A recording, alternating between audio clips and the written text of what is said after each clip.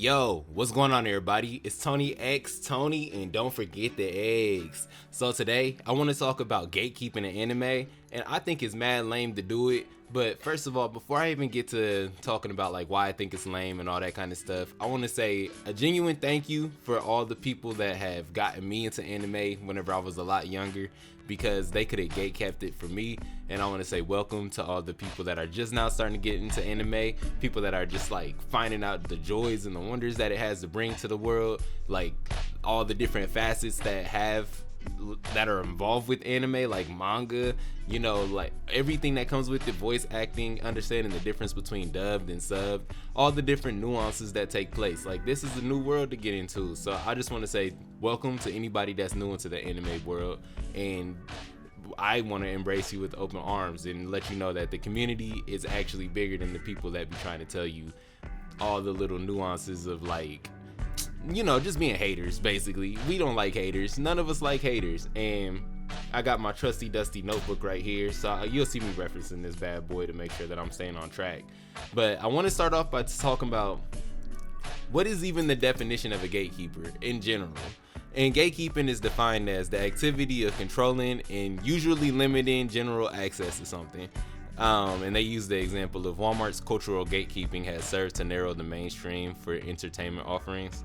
But let's just talk about this. In anime, when we're talking about gatekeeping, we're talking about the people that are trying to keep you from, like, getting into something and fully embracing it. So there might be gatekeepers in, let's say, One Piece, for example. I love One Piece, so I'll just pretend to be a gatekeeper. And when I'm gatekeeping One Piece, I'm gonna be like, trying to get mad at you for not getting the characters' names right, or not remembering things, or not knowing where the story's gonna go, or, you know, just generally not even trying to embrace you and trying to, like, talk to you about the story, and just, you know, just generally just being an asshole. I'm trying to control, like, what you can and can't talk about. Like, say I'm a YouTuber, so say that you're also trying to be on YouTube, and I'm over here hating on you and talking trash about you and all that kind of stuff.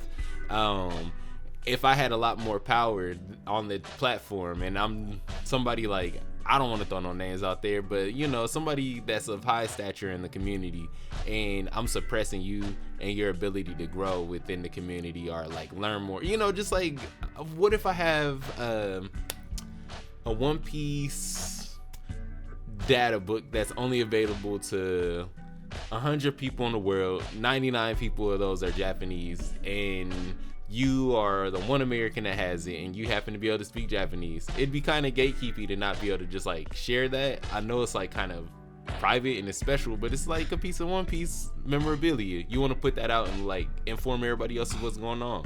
It might not be you that directly does it, but, you know, just share it with everybody. And that's what makes the community of anime so good, is because I think a lot of the times gatekeeping only happens by so many people, but in reality, a lot of us are just so open to inviting new people in, and we want to share like, One Piece to me is the greatest story ever told. So whenever I'm talking to people, I'm always trying to be, first of all, weary not to spoil stuff for them, and second of all, like, we're really trying to figure out why you're getting into it. I want to know, like, what's your goals, and, like, how long do you want to take to get to it, to the end of it, and what do you like about it so far? Who's your favorite characters? All those kind of things to make you feel special and a part of the group. And gatekeeping tends to affect people that are new into anime. So if I've been watching anime my whole life, you can't tell me nothing. I know what I'm going to talk about. I know which ones I've seen. I know which ones I haven't seen. We're actually going to go over some recommendations of anime that I really like as good animes in general for those of us that have been watching anime for a while, and just kind of, like, put out some recommendations for people that have not watched anime and are freshly into it and just kind of want to not feel gatekeeped. I want to feel like you're being embraced, and I want to feel like you have a good starter guide on which way to kind of go into it, and kind of reminisce with the people of us that have seen them, and kind of, like, talk about some of the stuff that I really enjoy about it, and maybe y'all connect too. But first of all, gatekeeping is lame, because it's like, to me, I think that the knowledge that we all be accruing with all this stuff, it should be shared, bro. Like, I know so much about anime that I've been watching for a long time. Over 10 years, over 15 years. I'm 30. So I've been watching anime for I've been watching it for even longer than that, probably like closer to 20 years, something like that, since I was a kid. Like, I've been watching it my whole life, but I'm talking about like consciously watching it, going out my way to really find it and knowing what I'm watching, being able to conversate on like an intelligent level. Because I remember whenever I was way younger, I used to kind of be, I was a kid, so I will kind of observe what I was watching with anime wise, but I was always like a cartoon kid. I always preferred to watch like Scooby-Doo and all those kind of Cartoon Network. That was my channel.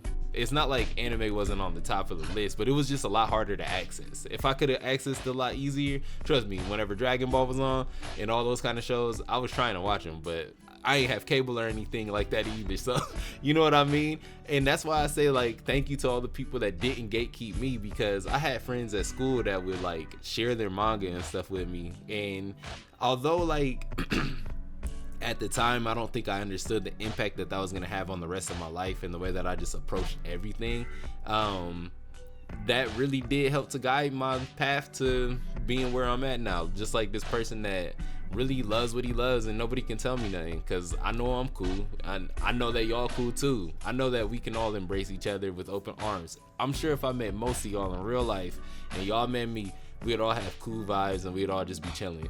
And that's what I love, you know what I'm saying? Like, I don't want to be the person that's trying to put anybody down for trying to explore or like get into a different genre. I remember one of my homies was trying to get into like more of the romance side of the anime, and I was always I'm open to anything. I love rom-coms in real life, but when it comes to anime, everything seems to be like pushed up to 10, and that's what we love about it, because like whenever things sad, it's always very sad. When something's super happy, it's always super happy. It's like every time you see a scene in the anime, it's like a dopamine hit type stuff. It's kind of wild actually. But so whenever he was talking about going over to the romance side, it's not like I wasn't trying to go over there. And you know, to be fair, I actually have watched a couple of romance anime and I thought they was cool. But for me personally, it's like I would rather just kind of stick to the shonen that are like high powered fights, that kind of thing. And if I'm gonna switch, I'm gonna go more seinen and watch something that's a little more serious, that has like a plot that's like, you know, things can just switch at any point type stuff. I kind of enjoyed like Gundam style animes. Those ones are called mechs, like mech animes. It's just not my thing necessarily, but because I don't really care that much about the robots themselves. But some people love those. Like my main homeboy, like I love this dude. He's my dog. We go way back, not that far back in real life, but you know, you build relationships with people in different ways faster than other ones. And ours just happened to be over fighting games, because it seems like fighting game community is also one that has a lot of gatekeepers, and it's also kind of very small. And it's much easier to gatekeep in that community because there's like literal physical resistance that can take place. With anime, it's a lot harder to do so in like a physical form. You can do it more in like a psychological form, or just like limiting what people can get access to type stuff. But so us having that kind of mutual connection with fighting games, and I love playing fighting games, he loved playing fighting games, so that was already instant connection. But the main thing that really took the our friendship to another level was the fighting game community.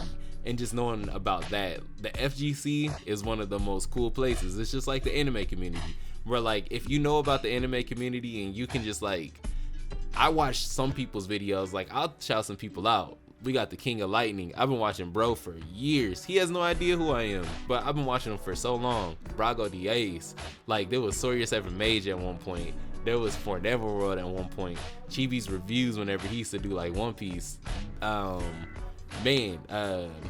Even Joy Boy, like I remember his theories used to be mad wild for a minute there, but like it was still cool to listen to, because it's just cool to listen to people having the joy and the passion for something that they want to pursue.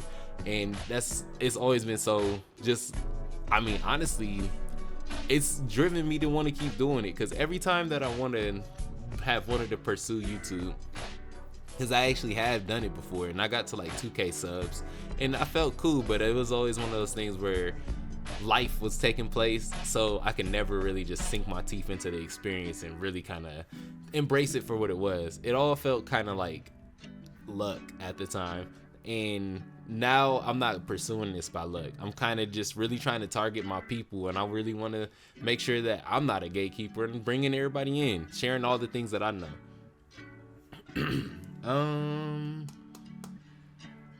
So yeah, I gave you guys a little bit of my credentials. Been watching anime for like probably 20 years of just like consciousness. I have seen so many different kinds over the time. You know, I've seen a lot of ecchi ones. I've seen ones that ain't ecchi. I've seen ones that are shonen, like I said, seinen, romance, comedy. I've kind of not really seen that many musical ones. Like, I just, for whatever reason, you know, I rap. I was just at the studio yesterday, but I don't really recall none of those for some reason. Anyway, so let's kind of just look at some of these recommendations. I'll give them a yay or a nay. If I know about it, I'll tell y'all a little bit more. I won't spoil nothing, but I'll just kind of give you like the briefest overview and kind of reminisce on it. Hunter x Hunter. Sorry, y'all. This allergy season stuff right now is just ridiculous. I'm like, can I breathe? But Hunter x Hunter, Hunter x Hunter.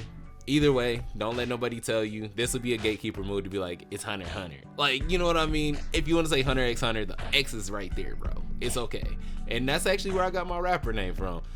I go by TonyXTony, or you can say TonyXTony. I feel the same exact way whenever I'm talking about that as I do whenever I'm talking about my name. And Hunter x Hunter, Hunter x Hunter is actually one of my favorites of all time. It's probably like, it's always in my top 5 as far as just like where it sticks in my mind whenever I think about anime.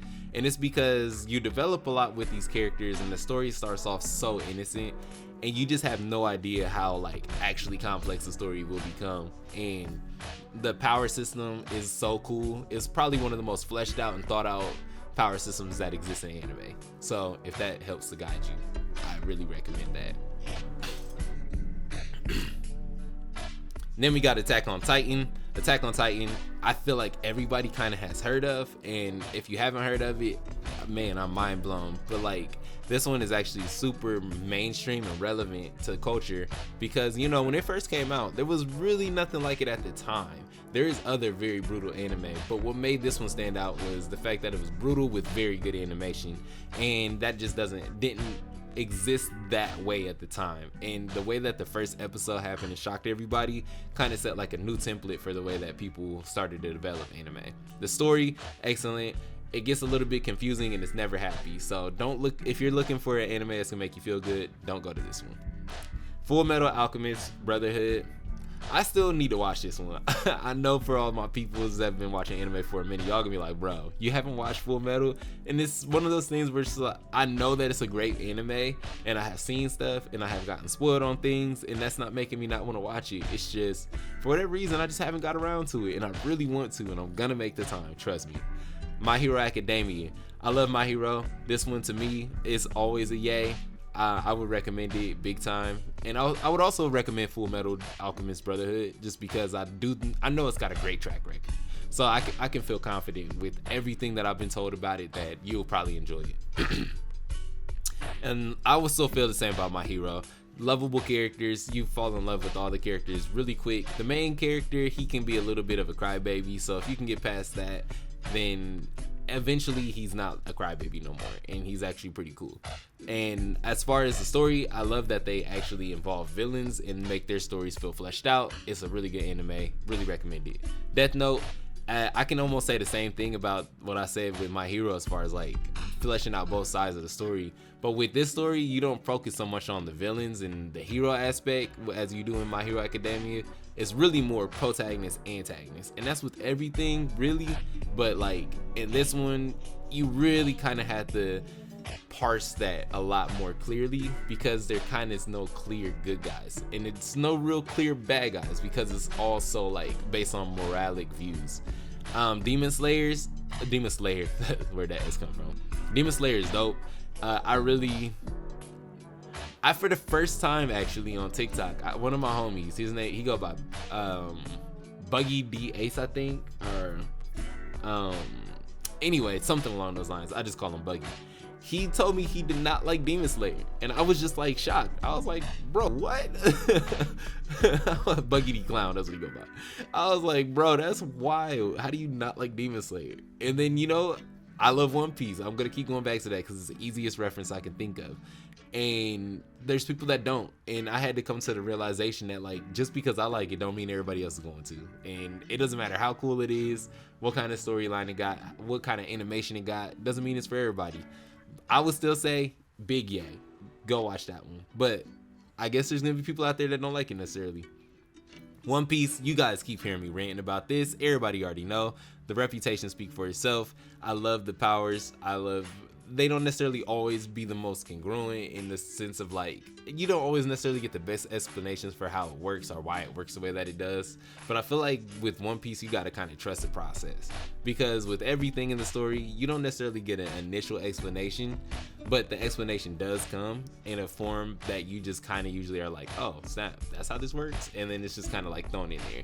So you just got to be patient with One Piece, and whenever I say that the payoff for it really does live up to the hype, this one really does live up to the hype. And the only thing that's going to stop people from really getting into it is the characters, because although I love the characters, the way that the characters act and interact, if you're not into like goofy stuff like that, then you're probably not really going to mess with One Piece. I'm not gonna lie to you. I don't even waste your time, because it never really gets to the tone of like, man, this is just mad serious. There's always gags, there's always gonna be characters that look weird, and like you're expecting somebody to look mad badass and then they just don't. So if that's something that you can't handle, One Piece might not be for you. But it's for everybody if you just love a good story. Just read the manga. You don't really gotta worry about that too much. Steins Gate, I've heard lots of good things. I can't say, haven't watched it. Take that back. I watched the first couple of episodes, and for whatever reason, it just dropped off my map. I can't say it was bad. I can't say it was great. I just don't know why. I don't know. Code Geass, I've heard good things, I've heard bad things. Same as I feel with Steins Gate, except I've never even looked into Code Geass at all. I know that Joker, he's in Smash, and I hate him in Smash. I'm pretty sure that's who that is. Because I don't want to be wrong. Nope, that's Lelouch v. Bree. Yeah, actually. I know all about Code Geass, I just haven't watched it.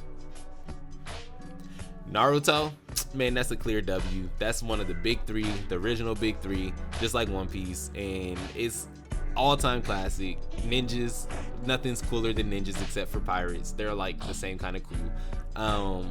Naruto, he's a character that you grow to either love or you grow to hate. He's kind of one of those kind of characters that really, he sticks to his character the whole time, and I love Naruto, and I don't necessarily have any problems with it. I think that it's one of those ones that you just kind of have to watch, and it's not even to feel initiated, but you're gonna feel a lot out the loop if you don't watch this one, especially if you're just getting into it. And the people that have watched Naruto, we all love it. We kind of mostly all have the same kind of like thoughts on it, but I don't want to dampen the experience with Naruto, because it's a beautiful journey all the way through, and it's got some of the best music too, as well as Bleach. It's funny that I would say best music, because Bleach has really got some of the most hype music, some of the most hype characters. I love Bleach, absolutely one of my favorites. Cowboy Bebop, another one, banger. Dragon Ball, I'm about to start speeding through these. Dragon Ball speaks for itself, as long as like every kind of version of Dragon Ball is lit, the characters is tight, all that kind of stuff. If you want to get into something that's just like another classic, just get into Dragon Ball, you won't be disappointed. And I feel like the natural opposite of Dragon Ball in the sense of like timeline is like Jujutsu Kaisen and Dragon Ball. It feels like the same kind of concept to me, except like Dragon Ball happened 30 years ago, and it's still going on, but now Jujutsu Kaisen is kind of like the new version of Dragon Ball to me, as far as the way the conflicts take place, the way combat happens, all that kind of fun stuff. It's really sick. The characters are tight, the story's cool. The power system for this one's a little more complex, and sometimes I'm not sure that I understand exactly where they're going with it, but you know, it don't matter. Ko no Katashi, never heard of it. I don't even